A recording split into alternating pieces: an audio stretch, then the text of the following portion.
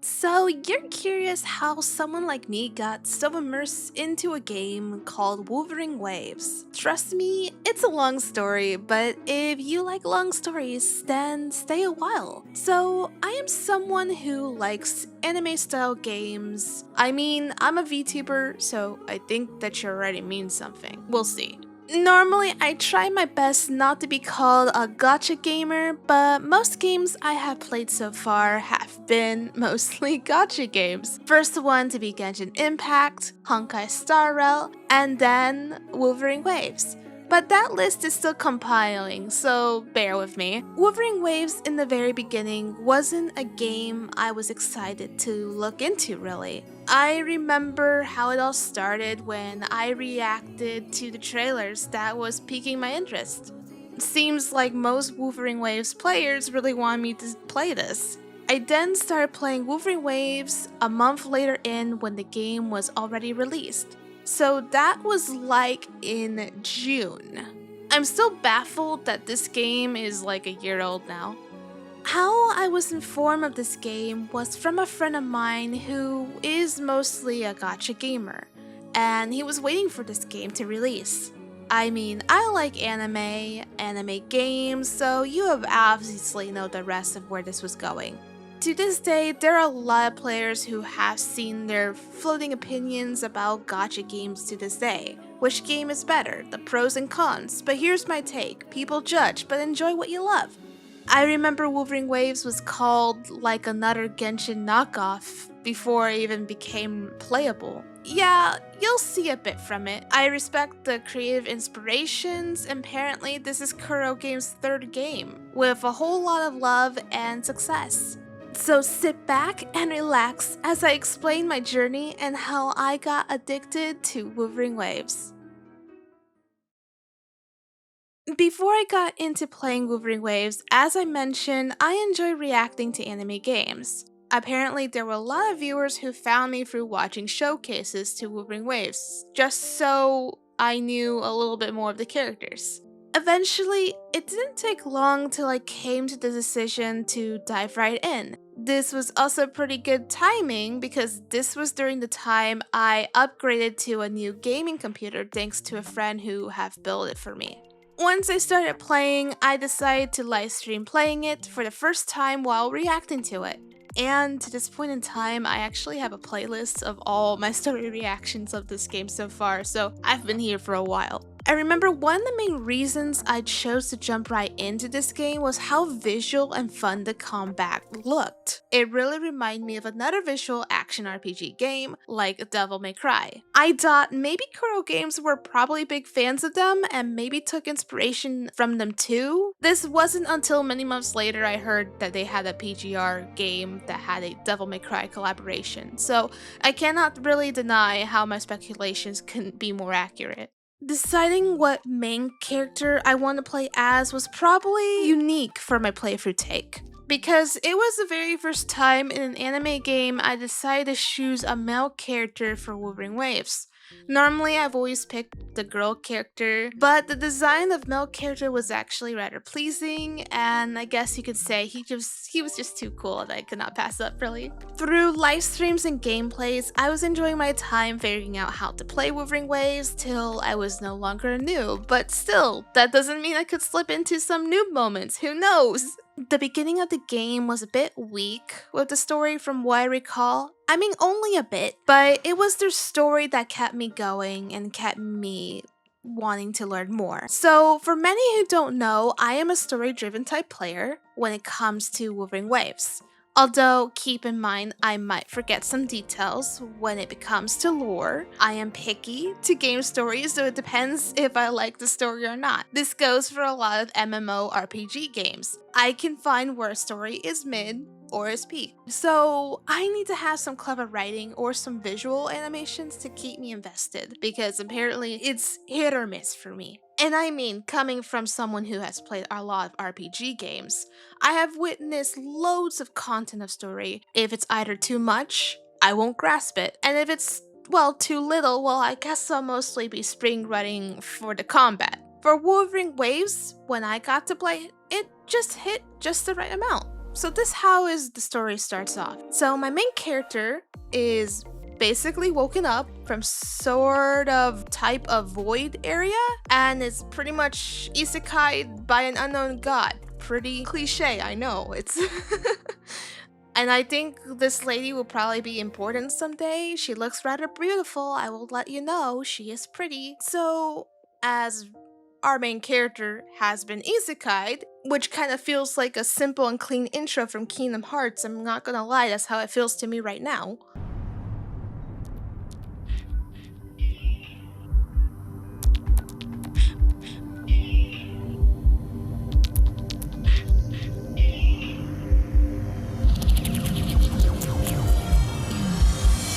Next thing you learn, your main character has amnesia, can't recall his or her name or memories. You meet with two side characters, of course it has to be girls, and you mostly figure out you're in a place where everything wants to kill each other. And there has been an organization that's been trying to stop this disaster from the lament. And then there's another organization that wants to pretty much have this thing spread like wildfire into a new corrupted world. Cool. We are then called Rover in the story as we travel around the world to retrace the steps of who your main character is. Upon learning we are basically the chosen one to restore hope, and the best part is you eventually learn how powerful your main character is while uncovering his or her past. And just gonna say right now, that's what got me really curious. I love how the main character is secretly OP and how much it stuck to the main focus of the story. You'll eventually get a wingman companion along in the journey called Abby, because mysteriously this Echo doesn't know his name either, and I have to admit, he has been my favorite companion. I mean, he will be your wingman if you need help in a fight, but most of the time he is sleeping in our main character's tacit mark. Unfortunately, I still can't explain tacit marks very well, but I just know their frequency marks only appear once their forte awakens. You know, just their special power to give them power. And keeping in mind, just so everyone gets the big picture, Wuthering Waves is literally implying music and wave frequencies, and I think that is indeed charming in a unique concept. But who knows, you might meet a musician character along the way too, right? I guess you'll never know. WuWa players are continuing writing those waves. So, remember I said I am a story-driven player, always ready for a good story, and the most important thing you need to have good written characters to tell the story. If you don't have well-written characters, then less likely they'll be forgotten, like NPCs. Since Wuthering Waves is a gacha game, I think I already have gained a lot of experience when it comes to collecting characters. And all it really is, too many. To give advice for those who are new to gacha games, get the characters you find your favorite and use them. Especially if you know you're going to use that character completely often. Moments I've experienced was crying from Shorekeeper's story, and little did I know she was a healer, a character I needed. So yeah, at the time of this recording, I never had a Verena, but for those who don't know, Shorekeeper has been the best support character in the game so far. I really can't tell you how much we need to protect this lady. All she wants is experience new places and see the slice of life in the world. And to how strong the narrative was for Shorekeeper's story, I don't think I'll ever forget it. It made me feel a lot of things that hit home. Story is crucial in video games these days, especially in an RPG genre, but seeing Wuthering Waves tackle storytelling, it feels like a whole other level. Stories do get better, but witnessing cinematic animations, dialogues featuring their cinematography and lighting, or a time another character takes a role in the story, I felt like I'm watching a movie while playing Wuthering Waves. Sure, some character stories have been stronger than others, which happens in many games, but I gotta give the devs credit when they actually give some spotlight to other characters. It just shows the passion and what they create. Like, bring in the quality before the marketing. But I will have to admit, sometimes their marketing is already filled with quality too. This is the same feeling I've had when I played Final Fantasy VII Remake. I want to see personality of a character. I want to see how to interact with other characters. I want to feel I am enjoying the story of their world. And this is the exact same amount of energy that I was having fun and being addicted in WuWa's story.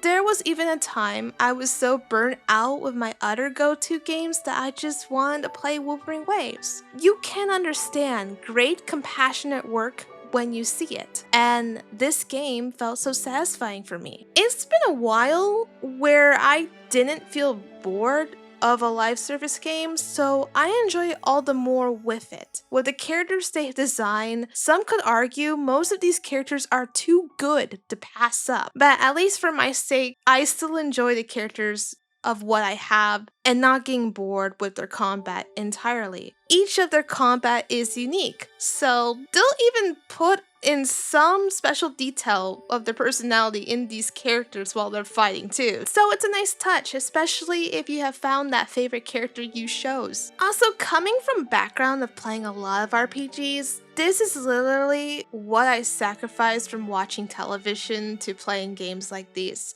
I want to see a story from beginning to end. Sure, live service games can go into chapters and endgame content, but at least it's something you will want to return and come back to.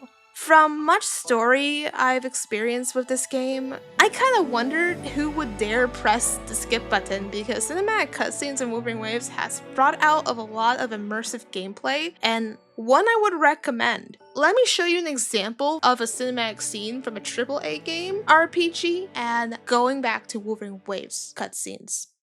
Didn't mean to wake you. I'm a light sleeper. It's a soldier thing. That flower you gave me the other night, that was from Aerith, wasn't it?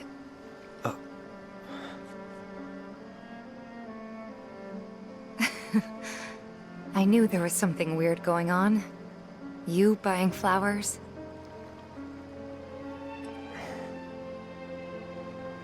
They symbolize reunion, believe it or not. I was curious, so I looked it up. I tried to keep it alive as long as I could. But now, it's dead and buried. Like the bar, our home, and everything else.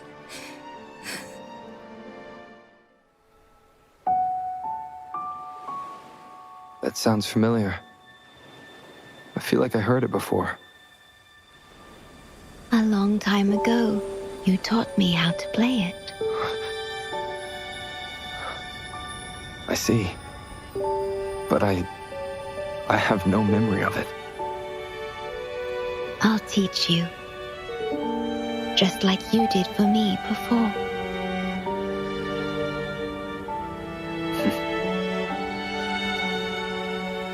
See? From the music, the feeling of the characters, the passion of the project is where I have been enjoying this immersive experience. It's quite a surprise of what Wuthering Waves is and what this game is turning out to be for Kuro Games. A company that is growing for their passion in their work of art and how they are able to bring value to their work.